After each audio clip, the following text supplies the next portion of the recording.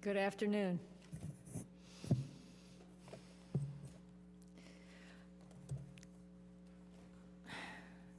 Our hearing, Using the Web as a Weapon, the Internet as a Tool for Violent Radicalization and Homegrown Terrorism, will come to order. Last month, the New York Times introduced the world to Samir Khan, a 21-year-old American living at his parents' house in North Carolina. Khan has been operating one of the most active English-language websites on the planet, one that promotes a radicalized view of Islam and violence against Americans here at home. It hosts hundreds of links to videos showing American soldiers being killed by Iraqi insurgents, including a file called The United States of Losers, which showcases a recent news broadcast about a firefight in Afghanistan. Khan's commentary on the site reads, quote, "You can even see an American soldier hiding during the ambush like a baby. Allahu Akbar, unquote." Khan's is not an isolated case. This past August, Ahmed Mohammed and Yosef Magahed, 21-year-old University of South Florida engineering students, were stopped for speeding in Goose Creek, South Carolina. The stop resulted in a 2-count federal indictment on terrorism-related charges. When questioned by federal agents, Mohammed admitted to using the Internet to post a 12-minute YouTube video demonstrating in Arabic how to turn a toy boat into a bomb. He told the FBI that he made the video to teach, quote, "those persons in Arabic countries to defend themselves against the infidels invading their countries," unquote. And in March of this year, Hassan Abu Jihad, a.k.a. Paul Hall, was arrested in Phoenix, Arizona on charges that he supported terrorism by disclosing secret information about the location of Navy ships and the best ways to attack them. The investigation of Abu Jihad, a former U.S. Navy sailor, began with an Internet service provider in Connecticut.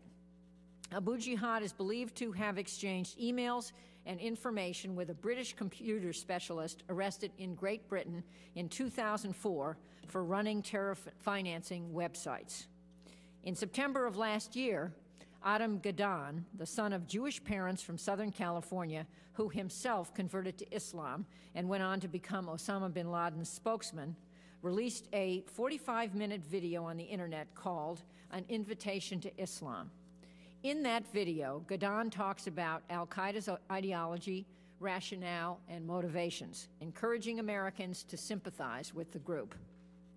There can be no doubt the Internet is increasingly being used as a tool to teach and radicalize Americans and legal residents. These people no longer need to travel to foreign countries or isolated backwoods compounds to become indoctrinated by extremists and to learn how to kill neighbors in our communities. On the contrary, the Internet allows them to share violent goals and plot from the comfort of their living rooms. A problem with the President's own recently released National Strategy for Homeland Security tells us is here and is not going away. How we address violent radicalization while respecting the Constitution in the process is not easy. There is no magic pill or rule book or law that will fix this, but there are steps to take. Representative Reichert and I are co-authors of H.R. 1955, the Violent Radicalization and Homegrown Terrorism Prevention Act of 2007, which passed the House 404-6, a near miracle, several weeks ago. The centerpiece of H.R. 1955 is the creation of a national commission to study violent radicalization, to determine the best way forward, and to make concrete proposals for action. At 6-month intervals over 18 months, this commission would drill down on the issue and propose to both Congress and the Secretary of Homeland Security initiatives to intercede before radicalized individuals turn violent.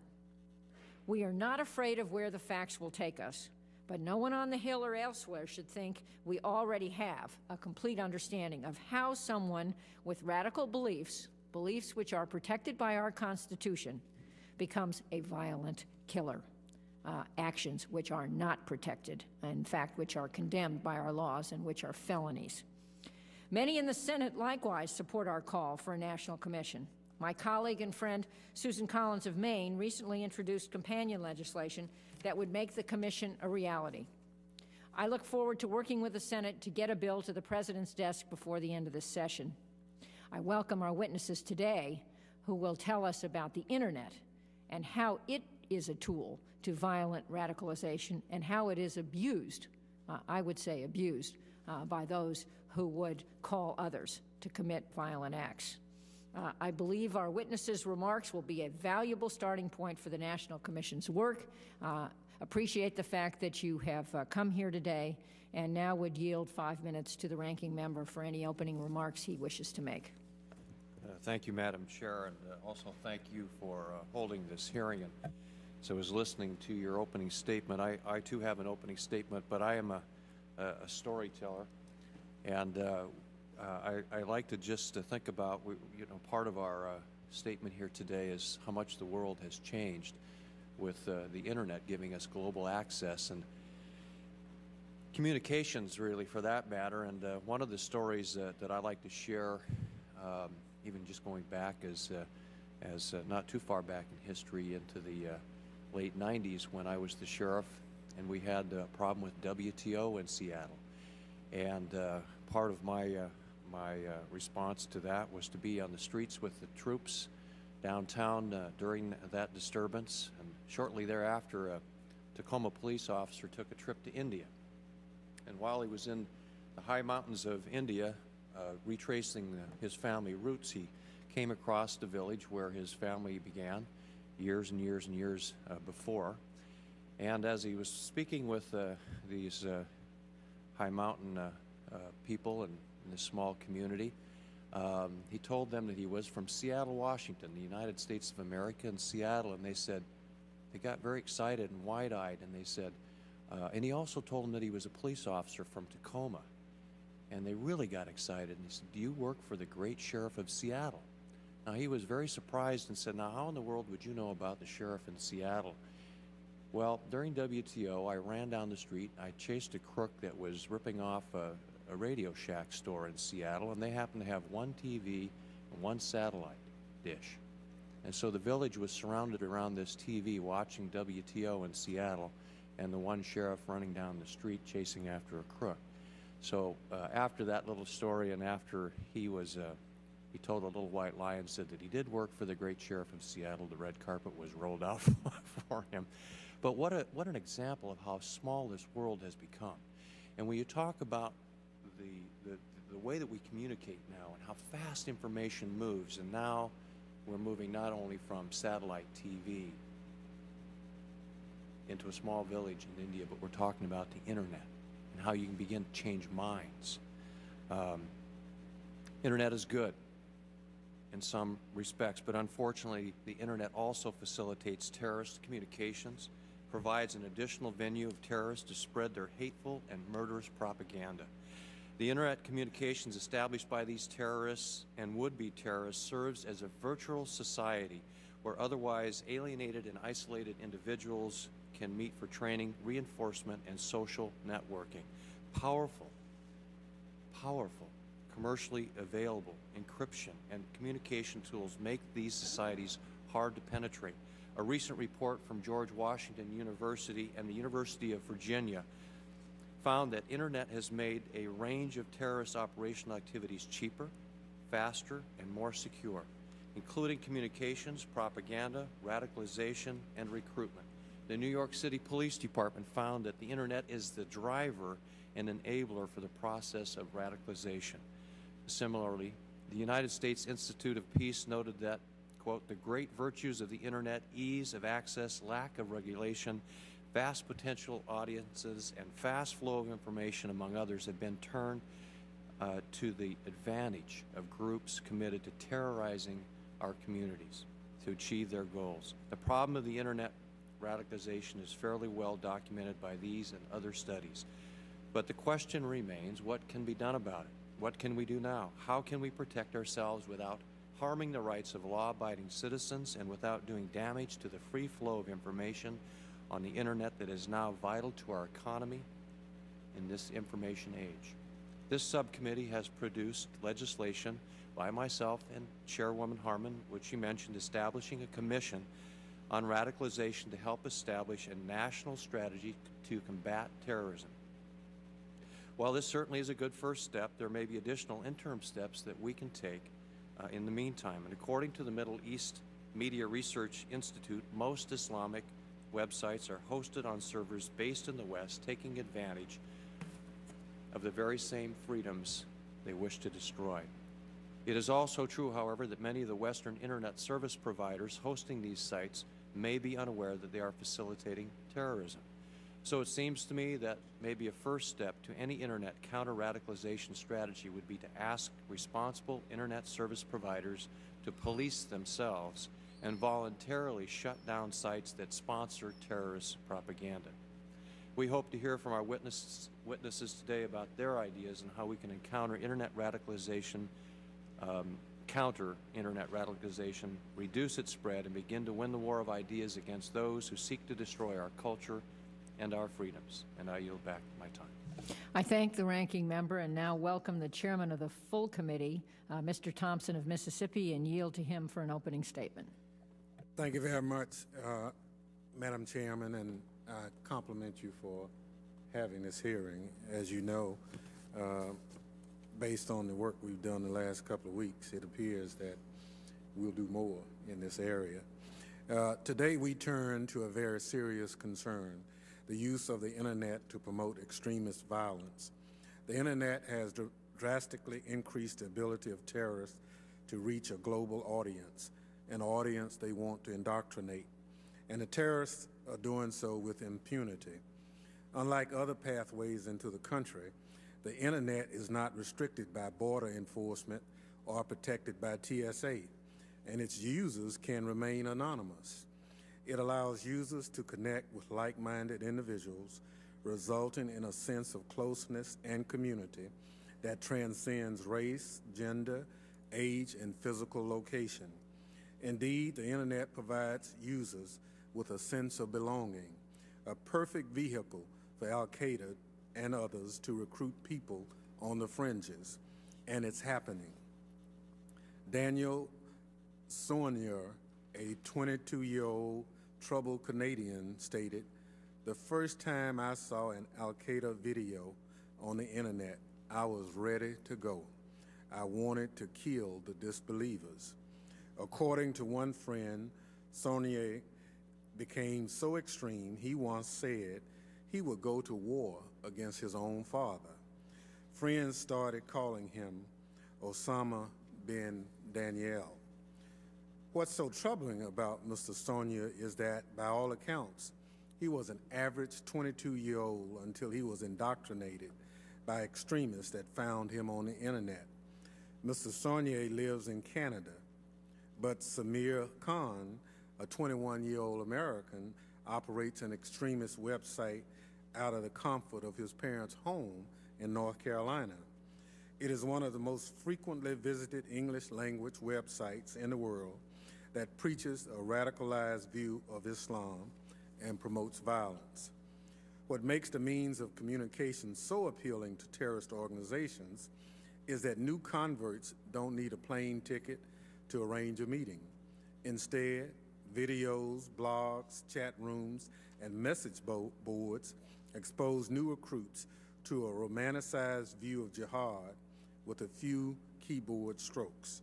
I want to congratulate the chair and ranking member of this subcommittee for authorizing the bill that overwhelmingly passed the House last month.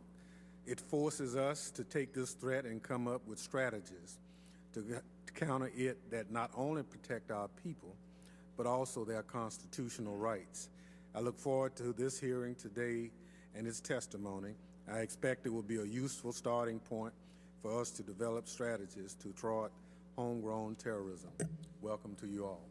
Thank you, Mr. Chairman. Other members of the subcommittee are reminded that under committee rules, opening statements may be submitted for the record. I welcome our panel of witnesses.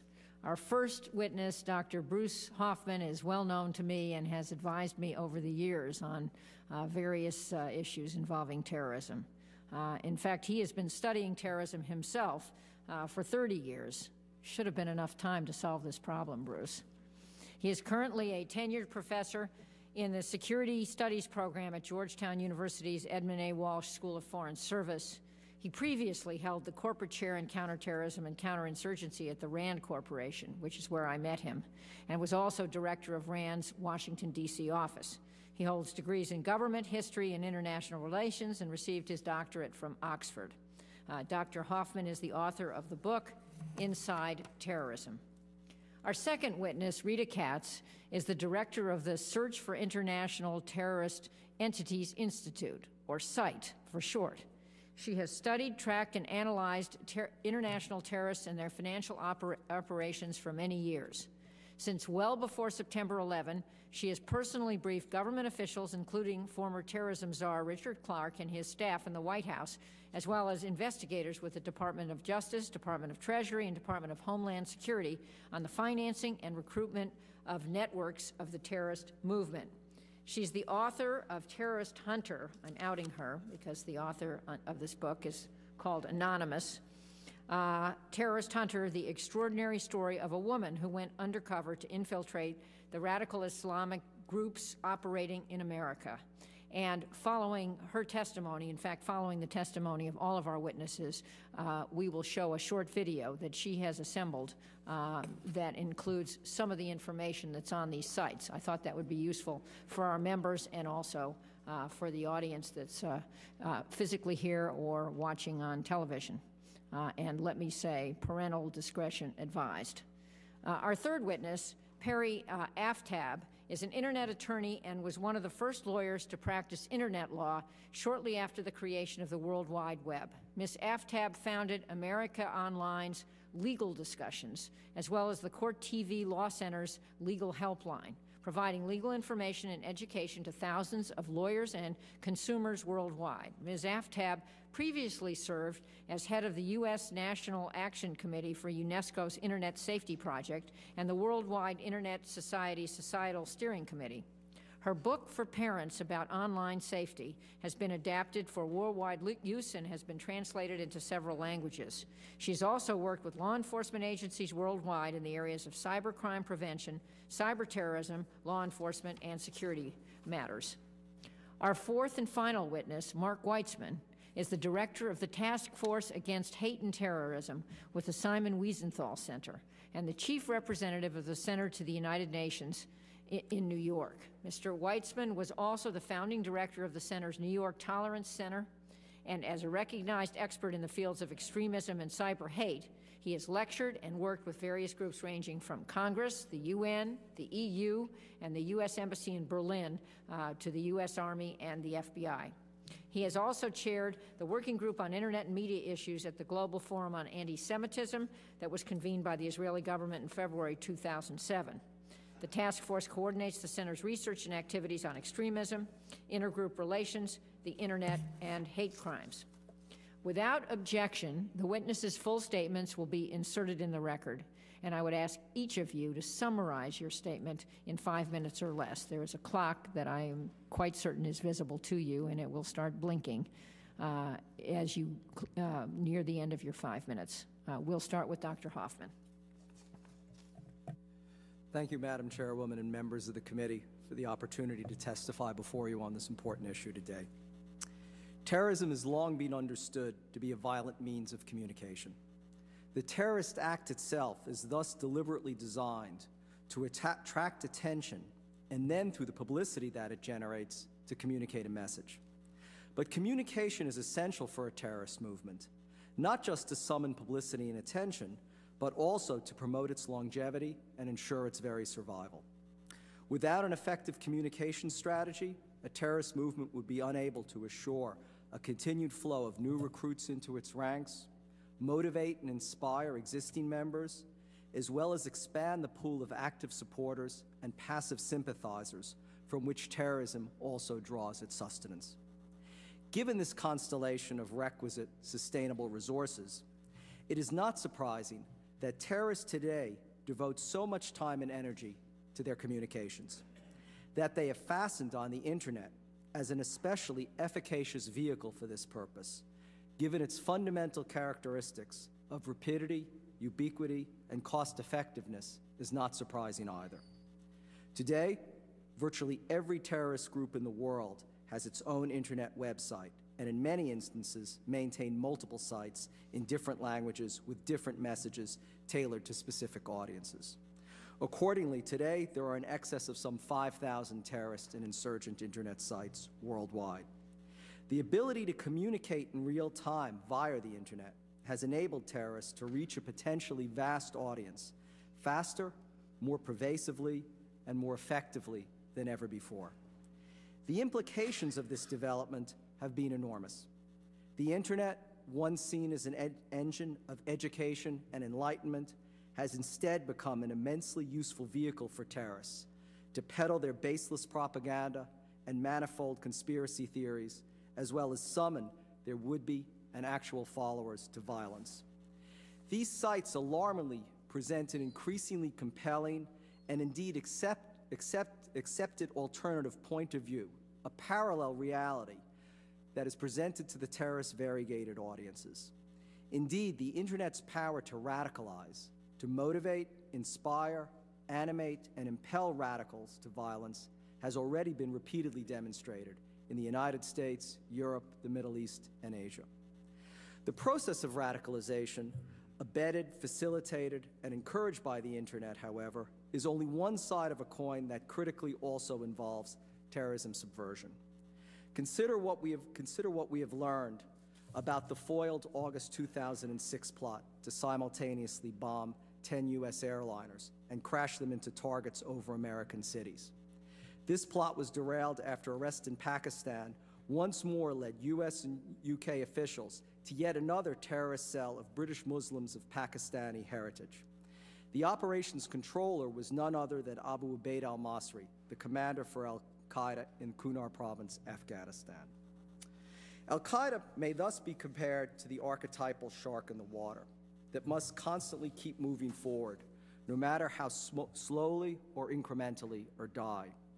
In al-Qaeda's context, this means adapting and adjusting to even our most consequential countermeasures, while simultaneously searching to identify new targets and new vulnerabilities and continuing to replenish its ranks with new recruits as well as sympathizers and supporters.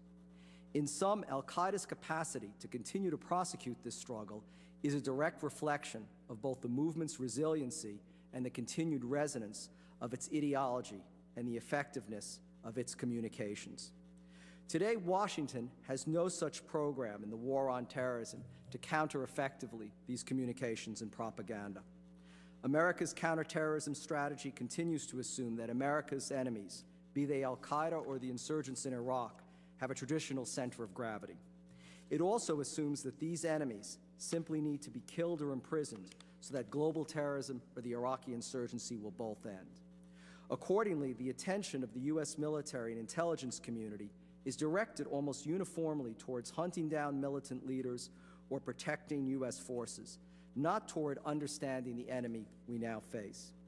This is a monumental failing, not only because decapitation strategies have rarely worked in countering mass mobilization, terrorist, or insurgent campaigns, but also because al-Qaeda's ability to continue this struggle is ineluctably predicted on its ability to attract new recruits and replenish its resources. The success of U.S. strategy will therefore ultimately depend on our ability to counter al-Qaeda's ideological appeal and thus address the three key elements of al-Qaeda's strategy: the continued resonance of their message, their continued ability to attract recruits to replenish their ranks, and their stubborn capacity for continual regeneration and renewal. To do so, we first need to better understand the mindset and minutiae of the al-Qaeda movement, the animosity and the arguments that underpin it, and indeed the regions of the world from which its struggle emanated and upon which its hungry gaze still rests. Without knowing our enemy, we cannot successfully penetrate their cells. We cannot knowledgeably sow discord and dissension in their ranks and thus weaken them from within. We cannot effectively counter their propaganda and messages of hate and their clarion calls to violence. And we cannot fulfill the most basic requirements of an effective counterterrorism strategy, preempting and preventing terrorist operations and deterring their attacks. Dr. Hoffman, can you summarize? I have one paragraph left, so perfect.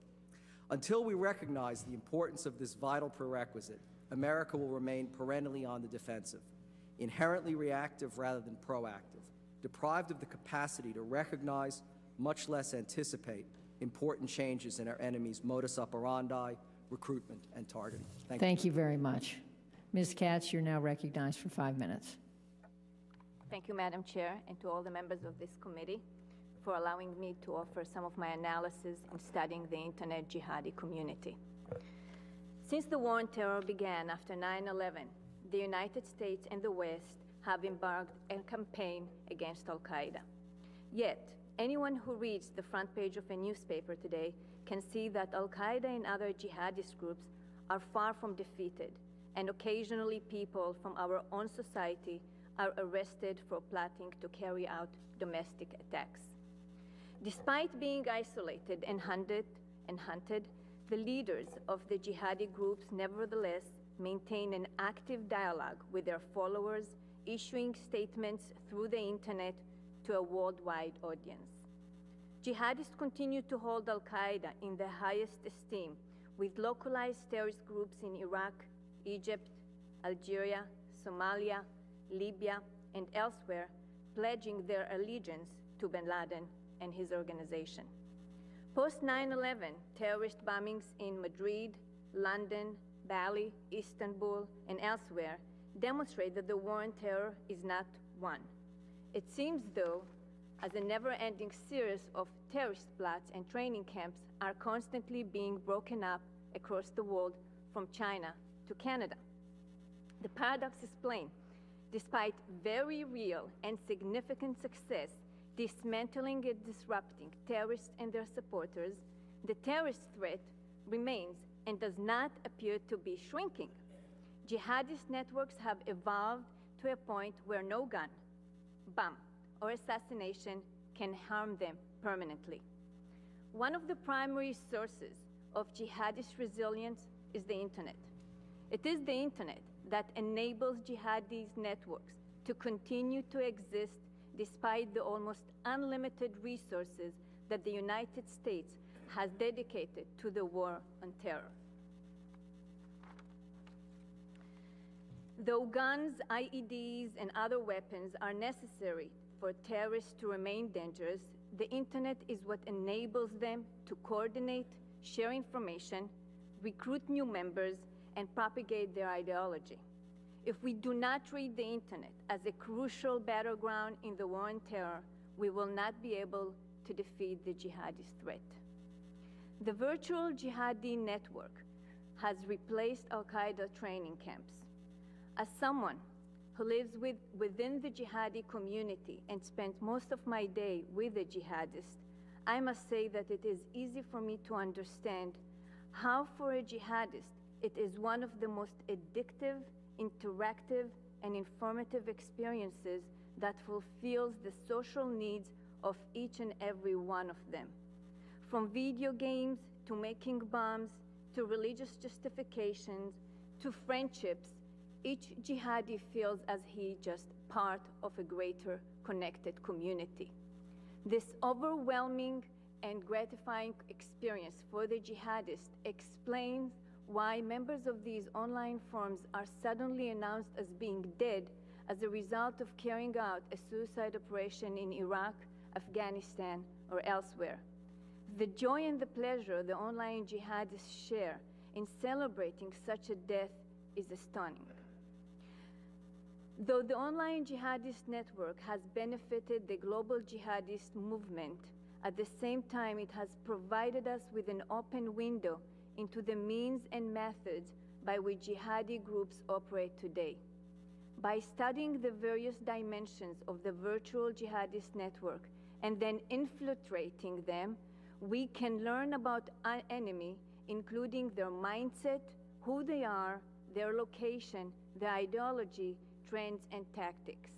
Understanding our enemy will help us to counter their propaganda, predict types of future attacks, find them, and defend ourselves against their methods. In my submitted statement, I outlined in detail how the online jihadi movement is currently structured, including how jihadist groups are organized online, how information is being disseminated, how new members are being recruited, and how the jihadist groups like Al-Qaeda communicate among themselves and with their followers all through the internet. As long as the internet remains a safe haven for jihadists, uncontested by the law enforcement agencies, the jihadist movement will continue to grow even after its leaders are killed. The challenge is to infiltrate and erode this virtual network. Studying the online jihadi community empowers us.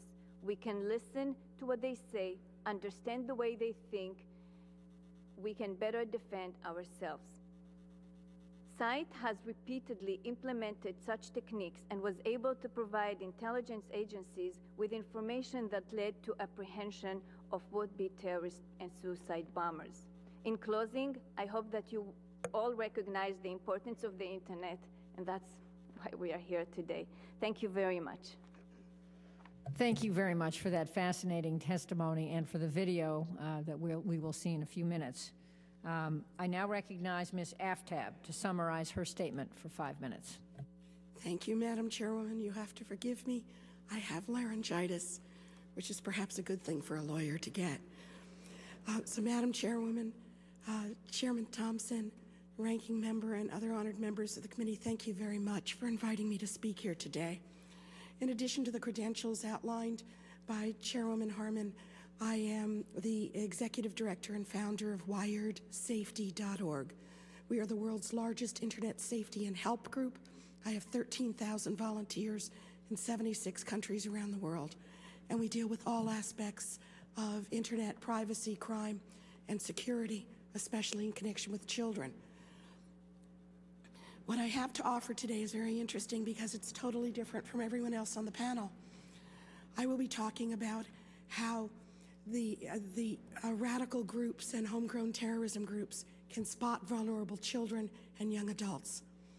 We teach our children to be careful about the information they share online. They're now all using MySpace and Facebook, Bebo, Pixo, tagged, innumerable sites like YouTube where they are sharing personal information and supplying it to others. In the same way that they're beating each other up in hallways and putting those things on YouTube, we have groups that are trying to make themselves look glamorous and to recruit young people who are looking for glamour. Many of our young people are looking for their 15 megabytes of fame. They want other people to look at their video, what they have to say. They want to have thousands of friends on MySpace. They want people to rank them as a site to go to. They want to be seen as influencers. They're looking for someone to listen. In doing this, they're able to broadcast their vulnerabilities. They are easy pickings for the groups that are looking for radical members, and they are recruited at different levels. Either they're recruited as manipulated innocents, people who have no idea that they're being manipulated, but are promoting sites and ideologies, ranking videos, and sending links across the internet. There are supporters that are sort of interested, but not really sure why, who will bring up the profile in the rankings on MySpace or YouTube by hitting it, ranking it, commenting on it in a productive way that will bring more traffic. There are influencers. A lot of influencers on the internet have a site that people watch. They are the people they turn to. They may not be the people they turn to in real life, but for whatever reason, they have the panache online that will attract others. If the radical groups can reach one of these influencers, even if the influencer doesn't buy in, isn't a member, they can influence millions upon millions of others who will go where they tell them to go online. There are sympathetic users, people who comment about how they're angry with the United States. A member of their family may have been in the armed forces and hurt. They are frustrated with politics, and they show themselves as potentially sympathetic recruits. There are vulnerable ones who may have been targeted and bullied. they may have felt threatened and they're looking for a safe place. There are target group members of a religious or an ethnic group that are the targets for recruiting for these organizations. And all of these things are being put on profiles for millions and millions of them online. And there are seekers. We've always found that the issue with young people and dangers online is a direct product of boredom versus unsupervised time plus bandwidth. So if they have a lot of connection and they're all connected on their cell phones, interactive gaming devices, and on the internet through Web 2.0 technologies to broadcast their beliefs and talk to each other, they are there. What do we need to do? We need to make sure that the internet industry, the social networks in particular, are working closely with the committee, the commission as you put it together. Wired Safety has worked within them for many years and is responsible for privacy settings on MySpace and other sites. We are creating a new center called Wired Trust that not only will advise the industry how to find dangerous content and people and movements on their networks, but to police them, to report them to law enforcement and to organizations that need to do something about it. And if they don't know how to do it, we'll do it for them. That will launch in the spring to make it easier. We'll train them how to do it, give them technologies to make it easier, and spot high traffic sites where you know there's something going on, whether it's child predators, sexual content, or radical groups, because there really are no different. We need to make sure that teachers and others understand the difference between truth and misinformation and hype, whether it's martinlutherking.org as really a hate site, or saying that the Holocaust never happened, or any of the other sites that make radicalization look like its core and will attract young people who are bored with technology and money in upper middle class neighborhoods, kids who never would have been exposed to this otherwise, who are not Muslims, who are not normally interested in radical groups, who see it as a way to become included, a way to become famous, a way to become in, a way to find a place to belong. And for that, Wired Safety and all of my 13,000 volunteers and myself offer any of our expertise and experience with dealing with this for 12 years now to this committee and subcommittee and your new commission, should you need that. Thank you very much, and thank you for coming in spite of your laryngitis. Mr. Weitzman, you're recognized for 5 minutes, and let me inform witnesses and members that we are expecting 4 votes very soon. We'll get through the testimony, and if the votes are called, then we'll recess as briefly as possible for those votes and come back. I hope that won't inconvenience the panel. Mr. Weitzman, please summarize your testimony for 5 minutes. Good afternoon. Thank you, Madam Chair, members of the committee, for inviting me to speak to you today on such an important topic. Let me begin by saying that we have been tracking the Simon Wiesenthal Center instances of internet extremism going back to the mid-1980s, when they began as offshoots of U.S. extremists such as Tom Metzger, Louis Beam, David Duke, etc., in the early bulletin board systems, and have subsequently expanded. One of the things that we have discovered is that some of the methods used by both our homegrown extremists as well as international extremists are the same, by trying to appeal to a closed group that is create a closed environment. They help influence the process of radicalization, as has been described earlier. I am not going to continue by summing up the written testimony as much as I would like to demonstrate some of the things that we're talking about and the panel has discussed already. So we have a short PowerPoint that I'd like to bring into this as well and illustrate some of the things that, that we have talked about. So if it, okay, we can just keep going through all these at the beginning. Some of these are conspiracy theories that present a closed view of the world, such as blaming 9/11 as in part of an outside job or a job by outside groups such as the U.S. government, let's keep going, or Jews, etc. Some of these are pro-Iraqi insurgency videos. Some of them are media portals that people can enter into. The ones that you saw earlier with the flags on them, the U.S. flags, show that they were based on U.S. servers.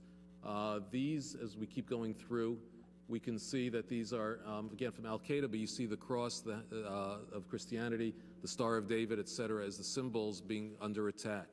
And this is just a chart that shows how to attack and break up the U.S. forces in Iraq. And if we keep going through there, we see that, as a matter of fact, that the CIA is even mentioned by name in it.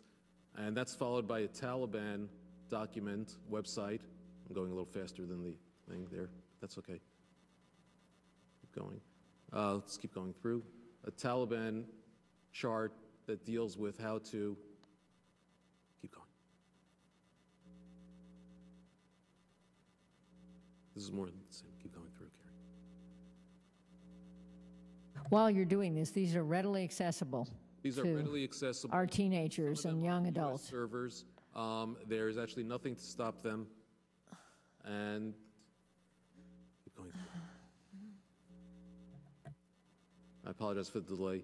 The Al-Qaeda principle of jihad, what they talked about electronic jihad, and talked about literally tracking American and Jewish and secular targets as well. There's an encyclopedia of jihad available online, shows how to make a car bomb, and it continues as we go through cyanide bombs, you can see for yourselves, all the way through. Keep going. How to use cell phones as detonators. And this, again, this is translated into English, rules of making explosives, and how to be careful around the explosives and so on. There's a Taliban training manual that I mentioned earlier. And you can see, again, cell phones and other items, including RPG, rocket-propelled grenade launchers. And if we keep going through, we'll see, again, GPS systems being used. So these are really manuals of how to become a jihadist online.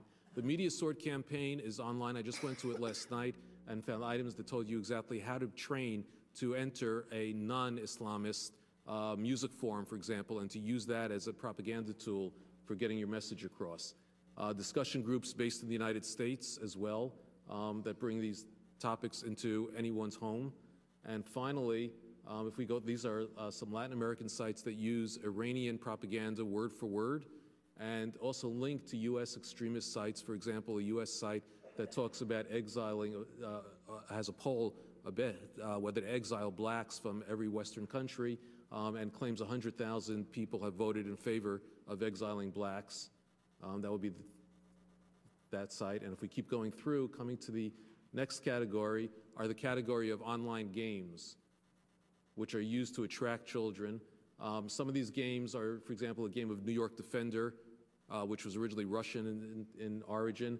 Then this is an anti-gay game where you have to kill the gay guy before a rape, or how to be a suicide bomber. Finally, Border Patrol. The object is to shoot as many illegal immigrants coming across. Now, obviously, the games target young people, help to inculcate a mindset in them, and to change that into a social policy, such as supporting stringent controls. And then finally, we end with a site that literally talks about bombing of soon will be the attack on Manhattan, dated September 2nd, 2007. So, I mean, I think, as I said, in some ways, the best way to have illustrated the problem, along with the written testimony, was these sites. In conclusion, if I could just mention a few very brief recommendations. First is that we have to be aware of the empowering effect of the internet on extremists. We must have researchers and responders who have both the technical and the linguistic skills to keep us informed and to be able to respond to what is online. We must make users aware of the misinformation and the techniques used by extremists. We must have increased cooperation internationally among the political, law enforcement, NGO, academic, and all other interested sectors. There must be the political will to legally act when necessary. We also must be prepared to invest in positive sites. So far, we've talked only about negative, but in positive sites that can present alternative narratives to that's being constructed by the Islamists. We at the Wiesenthal Center have made a start in that by creating a site called askmusa.org, which is an attempt to present in Arabic, Farsi, and other languages views on Jews and Judaism not related to the Middle East conflict in a direct and unmediated fashion. In many ways, we have ceded the internet to our enemies, and the result has been extremely harmful. However, even in a globalized world, there's no reason to believe that this condition is permanent. But we need to focus our efforts better and to invest more resources in the struggle. As the famous Holocaust survivor and the namesake of our center, Simon Wiesenthal, wrote in 1989, the combination of hatred and technology is the greatest threat facing mankind. How we face that threat might well define the world we will live in the near future. Thank you. Thank you very much, and thank you for that set of recommendations. Since the votes have not been called, I think we will now show the video prepared by Ms. Katz.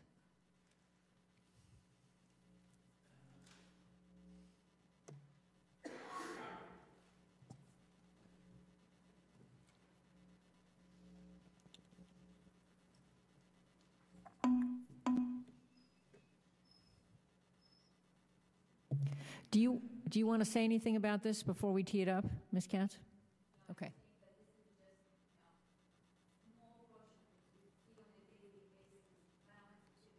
I think your microphone's not on. Could you say that again, please?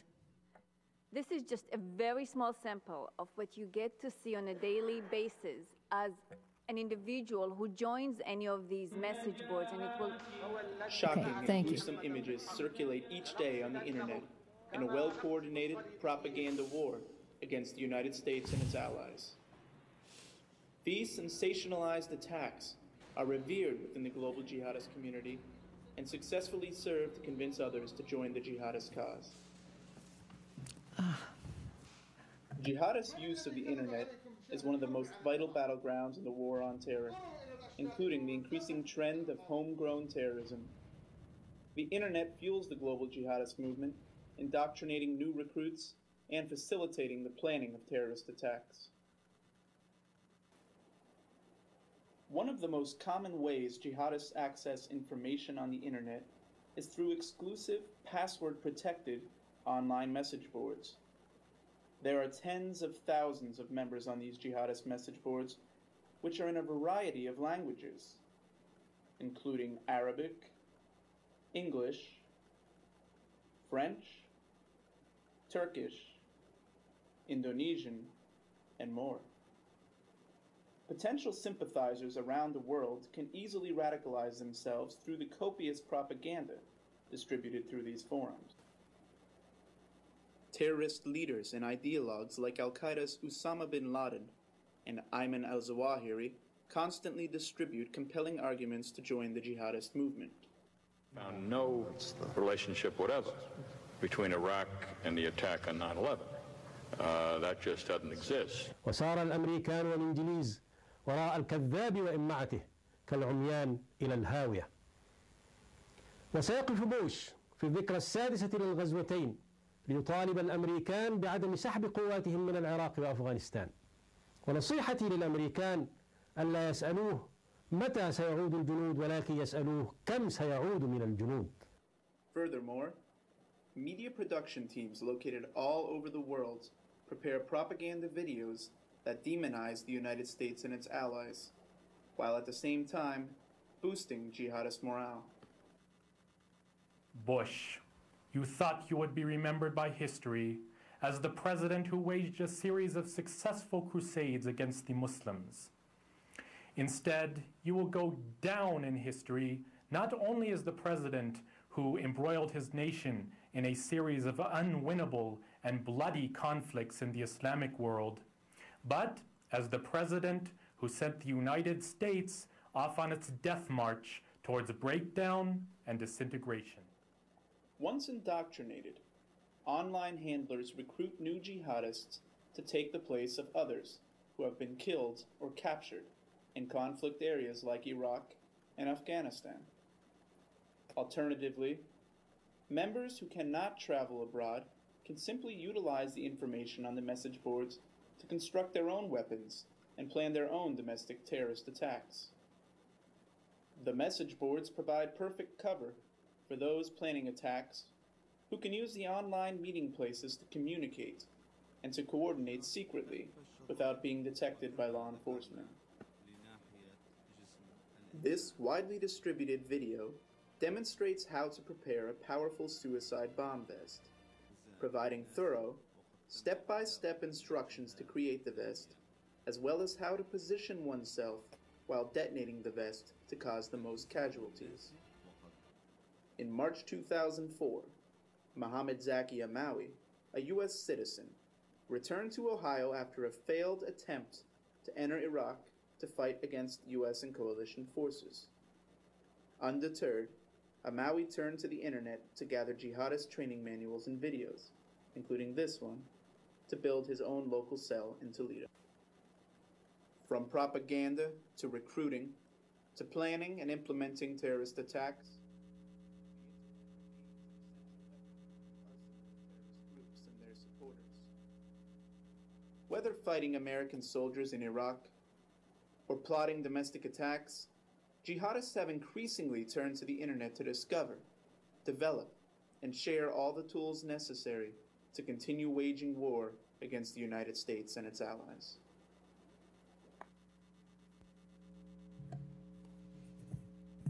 Thank you very much.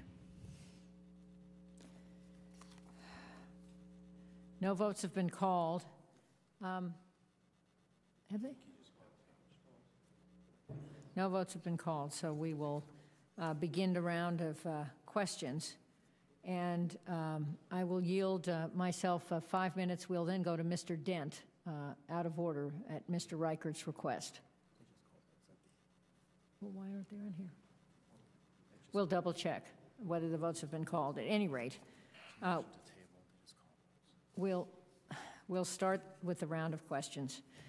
I'd like to thank all of you for sharing your expertise with us, and note that each of you has brought a very unique point of view to this hearing.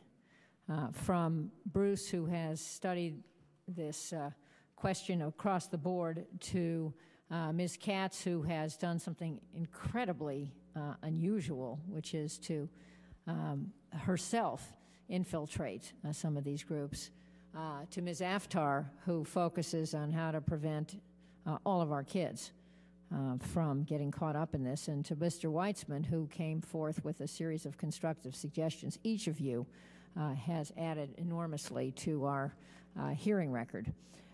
I am just curious, as a parent, Ms. Aftab, I just would ask you, what are the chances, if there's a way to assess this, that any of our kids could get caught up in this?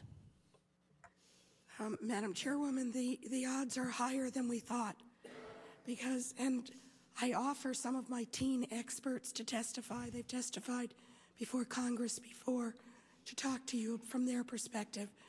But so many of our young people are looking for a cause.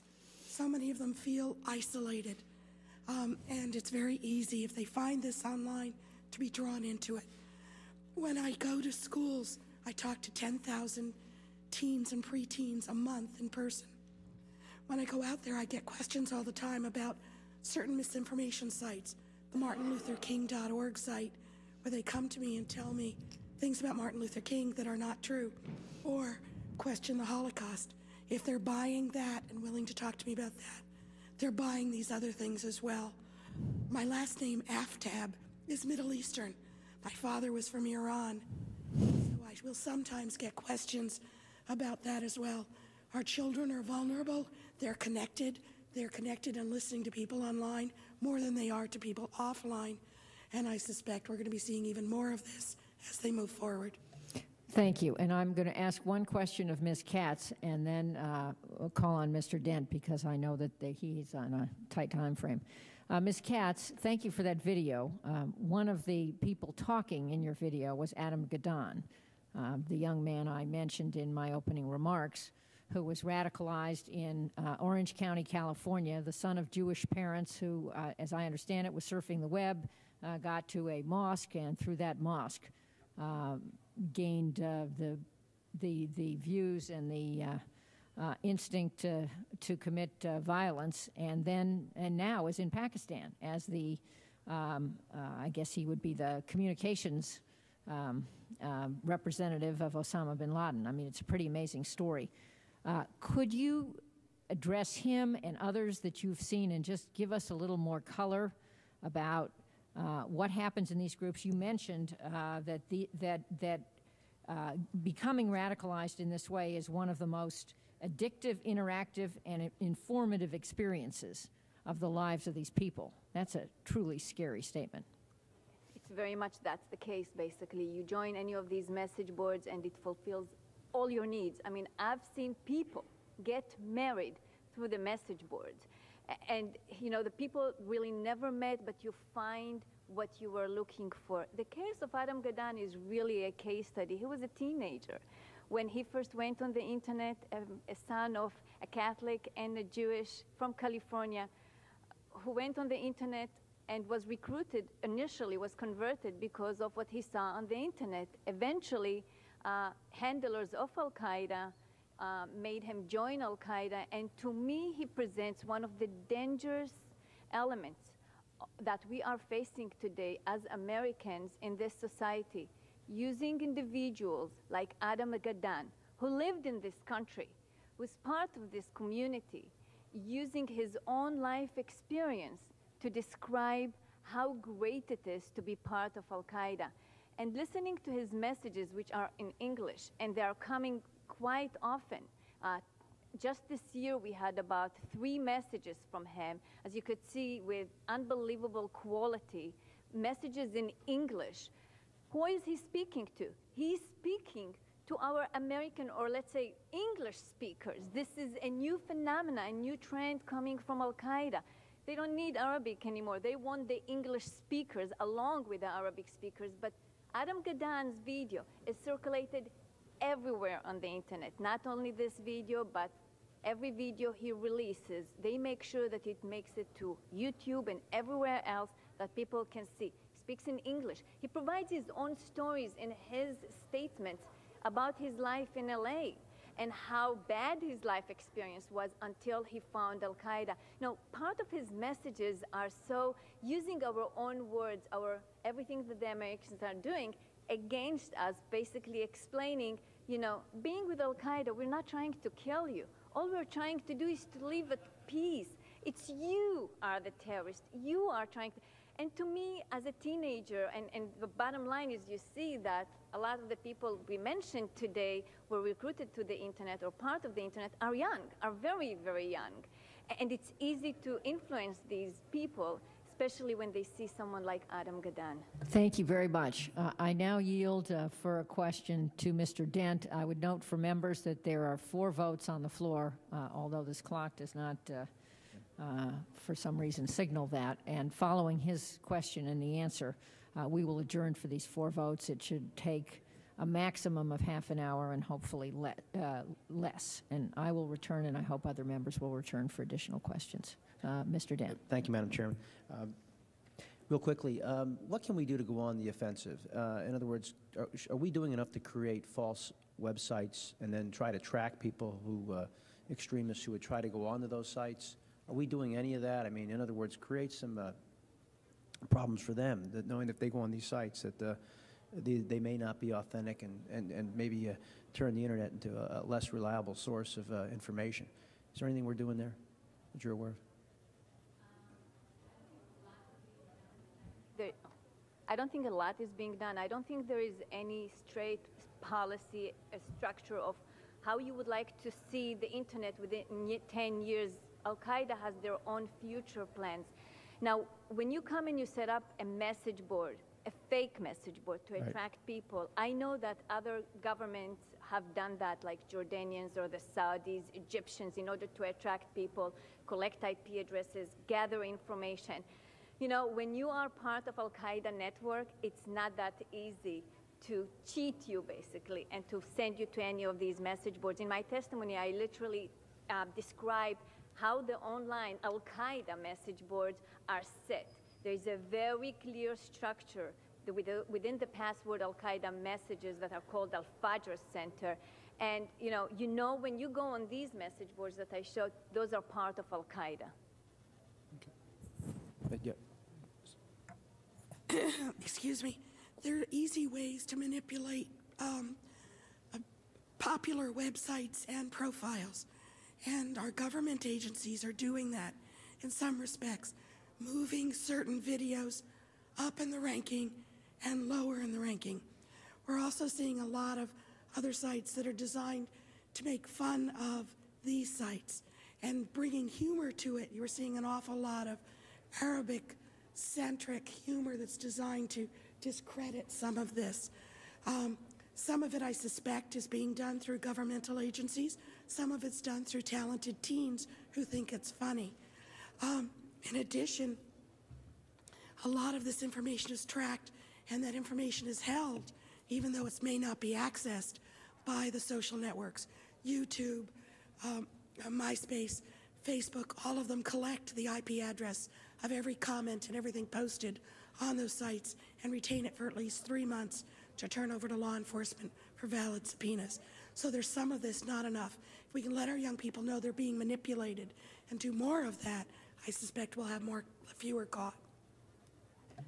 Thank you very much. The hearing will be in recess for these 4 votes. Thank you very much.